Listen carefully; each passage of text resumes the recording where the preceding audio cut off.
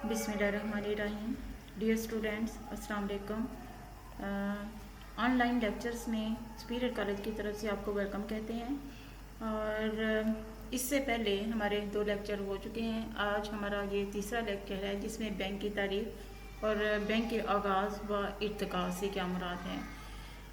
Bank की तारीफ जो है, इसमें सबसे पहले बैंक की डेफिनेशन प्रोफेसर करोथर की देखें। बैंक अपने और दूसरों के कर्ज का कारोबार करता है, यानी मेन जो है बैंक का जो सबसे पहला जो फर्ज है वो कर्ज़ों का लेन देन जो है वो बैंक जो है वो कर रहा होता है। इसमें इसके बाद है बैंक हर वो अदारा या कंपनी या शख्स है जो सरमायाकारी करने या कर्ज देने की गरज से लोगों को कसीर रकूम वसूल करता है और जो चेक, ड्राफ्ट या किसी और तरीके से वाजिबल अदा होती हैं। यानी बैंक जो है उसका जो मेन पर्पज़ होता है वो कर्ज़ों का लेन देन जो है वो करना होता है। बैंक एक ऐसा अदारा है जो ज़र एतबार का कारोबार करता है।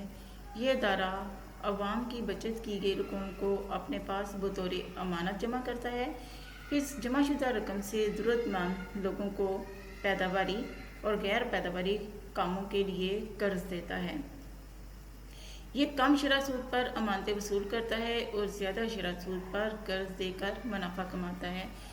आपको इस डेफिनेशन से जो बैंक की तारीफ है वो अच्छे तरीके से समझ आ गई होगी कि बैंक का असल मकसद क्या होता है कि लोग बैंकों में जाके अपनी बचतें जमा करवाते हैं और बैंक जो है इनको कम शरह सूद पर इनसे रकम वसूल करता है, यानी उनको कम शरह सूद पर सूद देता है, लेकिन आगे से कर्ज देता है जिन पैदावारी कामों और गैर पैदावारी कामों के लिए। यानी वो काम जो है पैदावारी भी हो सकते हैं, गैर पैदावारी भी, लेकिन लोग बैंकों से जाके कर्जे लेते हैं और इस कर्ज के बदले में जो है वो सूद अदा करते हैं।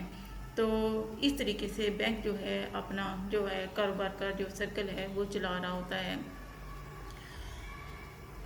ये जो कारोबार का आगाज़, या आपको ये तो पता होगा स्टूडेंट्स, आप बार्टर सिस्टम के बारे में पहले जान चुके हैं कि पुराने वक्तों में लोग अशिया के बदले अशिया लेते थे, देते थे, और इसके बाद वक्त गुजरता गया तो कीमती पत्थर, दातें, जानवरों की खालें, खाने पीने की अशिया, मादनियात, नबातात वगैरह इस्तेमाल होती गई लेने देने के लिए।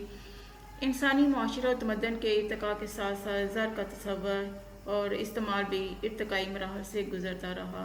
यानी शुरू में लोग क्या करते थे कि जो है ना दांतों को इस्तेमाल करते थे, फिर दांतों को पिघला कर सिक्कों की शक्ल में इस्तेमाल करते थे, यहाँ तक कि लोग बराह रास्त दर का कारोबार भी करने लगे। सौदागर, सनार, महाजन, साहूकार वगैरह, जिनकी वजह से कर्ज, सूद, तहरीरी दस्तावेज, चेक और मालियाती रुकाजात के तस्वुरात ने जन्म लिया। मुख्तलिफ कारोबारी मराकज़ में जहाँ शायद ज़रूरत का कारोबार किया जाता था, वहाँ ज़र का कारोबार करने वाले भी अपने तौर पर मुख्तलिफ खिदमात अंजाम देते रहे और कारोबारी मामलात में मुख्तलिफ सहूलियात पहुँचाते रहे। और फिर ये जो कारोबार था, यानी पैसे के लेन देन था, कर्ज के लेन देन था, वो बैंकों की शक्ल जो है वो अख्तियार कर गया। आज हम देखेंगे कि इस सिलसिले में जो है कौन से जो थे बैंकारी की जो मौजूदा शक्ल है, इनमें किन लोगों का किरदार जो है वो ज़्यादा अहम है, यानी कौन से लोग थे जिन्होंने अहम किरदार अदा किया इसमें। बादशाह सबसे पहले तो निज़ाम बैंकारी को मुतारफ़ करवाने और उसकी तरक्की में मुख्तलिफ अदवार के बादशाहों का किरदार बहुत अहम है। इन बादशाहों ने तजारती या कारोबारी लेन देन में कर्ज के इस्तेमाल पर और उन पर सूद से मुतल्लक़ क़वानीन और क़वाइद व ज़वाबित वज़ा किए, जिससे कर्ज ख़्वा और मकरूज़, कर्ज ख़्वा कर्ज देने वाला और मकरूज़ कर्ज लेने वाला, दोनों के लिए आसानियाँ पैदा हो जाएँ। और बादशाहों में इराक़ का बादशाह जो है हमरबी, अभी हमने जो है इससे पहले ये कहा था कि बैंकिंग का जो सिस्टम है वो इराक़ से स्टार्ट हुआ था, तो इसमें जो है इनमें इराक़ का बादशाह जो है वो उसने अहम किरदार अदा किया था। इसके बाद सौदागर 12वीं से 14वीं सदी तक यहूदी सौदागर मुआशरे का मुअज़्ज़ज़ और दौलतमंद तबका सवर किए जाते थे। उनकी अपने मुल्क में और जहाँ वो लेन देन करते थे बहुत इज़्ज़त थी। आगाज़ में इनका कारोबार ज़र के उधार देने और तब्दील करने तक महदूद था। फिर उन्होंने लोगों से अमानतें भी वसूल करना शुरू कर दी, यानी उन्होंने इसको मज़ीद तरक्की दी। اور اسی میں سوداگروں کی منتقلی 14ویں صدی میں اٹلی کے بہت سے سوداگر برطانیہ چلے گئے تھے. پھر انہوں نے زار کو بطور قرض دینے اور سود کرنے کا کاروبار شروع کر دیا. وہاں جا کے ان کا مضبوط مالی حیثیت کی وجہ سے بادشاہ بھی ان سے قرض لیا کرتے تھے، اور یہی جو یہودی سوداگروں کے جدید بینکری کا بانی بھی تصور کیا جاتا ہے. اور ان سوداگروں نے غیر ممالک میں تاجروں کو ادائیگی کے لیے تحریری اجازت نامے جاری کیے. ان ممالک میں اپنے جاننے والوں اور دوستوں کو ہدایت دی کہ وہ تحریری اجازت نامے دکھانے والے کو ایک مقررہ رقم ادا کریں. اس سلسلے میں انہوں نے پھر بینک ڈرافٹ، ہنڈی، اعتباری رکا جات جو ہے وہ بھی متعارف کروائے. مہاجن، ساہوکار، سیٹھ، یہ وہ لوگ ہوتے ہیں جو کہ ایک خاص علاقے میں بہت دولت مند لوگ ہوتے ہیں اور خود بھی مالدار ہوتے ہیں، اور ضرورت مند افراد کو پھر ان کے پاس اتنا پیسہ ہوتا ہے کہ آگے سے لوگوں کو قرض دے کر ان سے سود وصول کرتے ہیں. اور ان کے اس عمل کی وجہ سے بینک کے تصور میں کافی پیش رفت ہوئی. مغلوں کے دور حکومت میں مہاجنوں کو سیٹھ کہا جاتا تھا. آغاز میں مہاجن اپنے نجی ذرائع سے قرض دیتے تھے. شروع میں تو یہ جو مہاجن اور ساہوکار تھے یہ اپنے پاس ان کے پاس جو ایکسٹرا پیسے ہوتے تھے ان سے قرض دیتے تھے اور سود وصول کرتے تھے. لیکن بعد میں انہوں نے کاروبار کو اتنی وسعت دی کہ اب وہ قرض دینے کے لیے کم شرح سود پر کہیں سے روپیہ قرض لے لیتے تھے اور آگے سے زیادہ شرح سود پر لوگوں کو قرض دیتے تھے. یعنی انہوں نے اس کاروبار کو اس کام کو ایک کاروبار کی شکل دے دی، اور اس طریقے سے انہوں نے اپنے کاروبار کو مزید جو ہے وہ پروموٹ کیا. اس کے بعد ہے مہاجن کے کاروبار کی ترقی یافتہ شکل اور جدید زمانے کے بینکوں کے وہ بنیادی فرائض یعنی امانتوں کی وصولی اور قرضوں کا اجرا مہاجن ہے کے کاروبار کی ترقی یافتہ شکل ہے. اس کے بعد ہے سنار.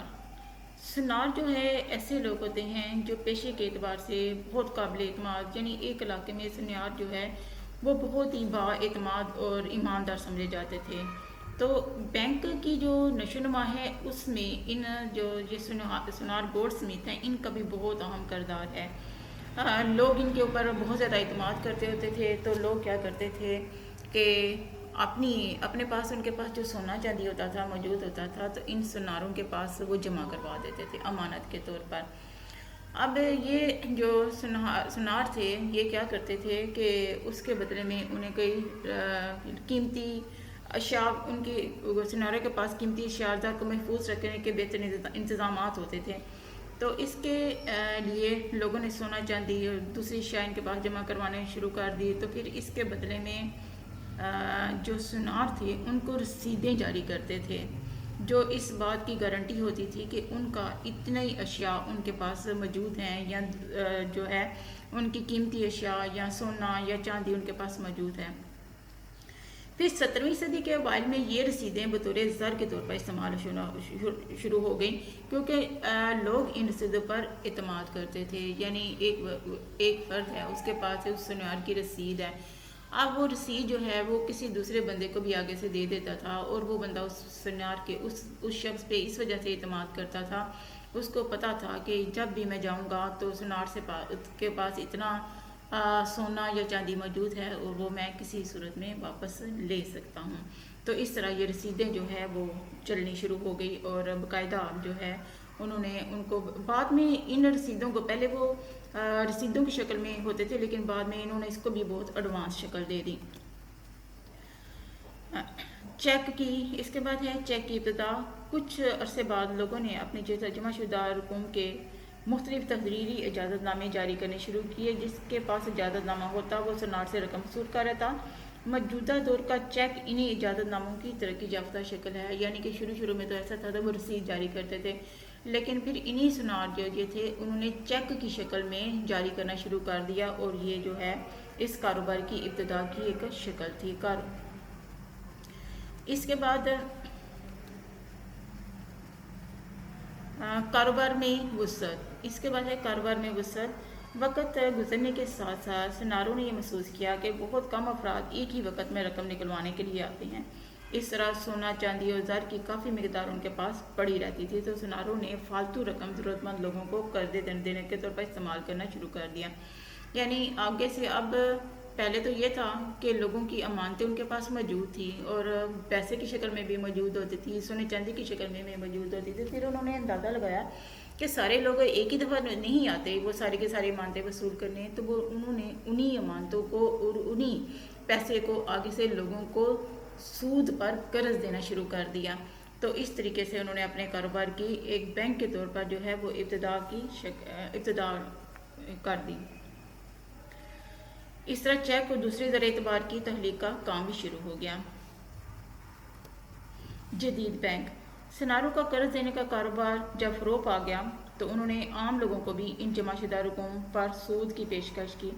سود کے لالچ میں لوگوں نے ان کے پاس اپنی رقوم جمع کروانا شروع کر دی اور اس طرح قرض لینے اور دینے کا یہ سلسلہ باقاعدہ کاروبار کی شکل اختیار کر گیا، جو کہ آج کے جدید بینک کی بنیاد ہے، جسے ہم ایک مضبوط اور مستحکم مالیاتی ادارے کے طور پر بخوبی جانتے ہیں۔